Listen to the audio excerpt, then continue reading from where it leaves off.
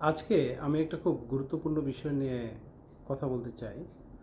আমার কাছে এটা খুব গুরুত্বপূর্ণ মনে হলো এই জন্য যে বেশিরভাগ মানুষই একটা সুন্দর একটা জীবন উপভোগ করতে চায় এবং তারা একটা টার্গেট সেট করে এবং সেই টার্গেটে পৌঁছতে চায়।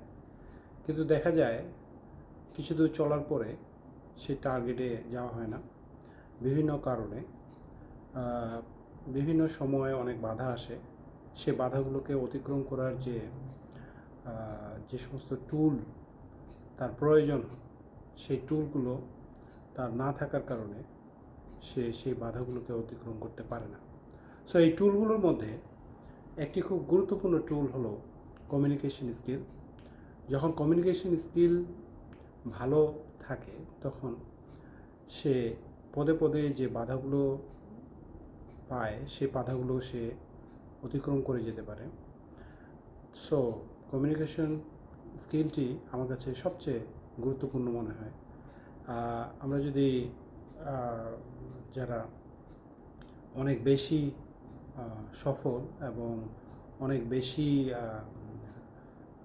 মানুষের কাছে গ্রহণযোগ্য তাদের জীবন বিশ্লেষণ করি, তাহলে দেখতে পাবো যে তাদের যে কথা বলার টেকনিক, তাদের যে একটা বিষয়বস্তু উপস্থাপন করার যে দক্ষতা ডেফিনেটলি অন্যদের তুলনায় অনেক অনেক গুণে ভালো ছিল এবং ভালো এই জন্য তারা অনেক বেশি মানুষের কাছে পৌঁছতে পেরেছিল এবং পৌঁছতে পারে এবং তারা মানুষকে সহজে কোনো একটা বিষয়ে মোটিভেট করতে সক্ষম হয়, বোঝাতে পারে।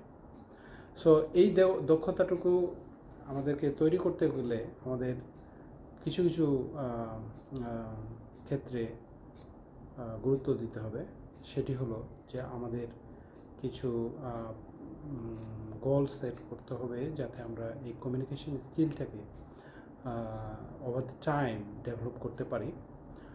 যেহেতু এটি একদিনে কারো কাছে অর্জিত হয় না, এটি একটি দীর্ঘদিনের প্রচেষ্টা এবং অভিজ্ঞতার মাধ্যমে তৈরি হয়। সো এই জন্য যদি আমরা সচেতন থাকি তাহলে এই সচেতনতার মাধ্যমেই কিন্তু আমরা এই দক্ষতাটুকু অর্জন করতে পারি। তো আজকে আর বেশি বলবো না, আর বেশি আলোচনা না চেয়ে আজকে এইটুকুই। বাট আমরা কন্টিনিউ করব কীভাবে আমাদের দক্ষতাগুলোকে আরও বেশি শানিত করে আমরা এগিয়ে যেতে পারি এবং আমাদের বিভিন্ন ক্ষেত্রে পার্সোনাল লাইফে, প্রফেশনাল লাইফে অ্যান্ড ইভেন আমাদের যে সোশ্যাল লাইফ আছে, সোশ্যাল লাইফে আমরা এই কমিউনিকেশন স্কিলটাকে কীভাবে কাজে লাগাতে পারবো সেটা নিয়ে আমরা আলোচনা করব।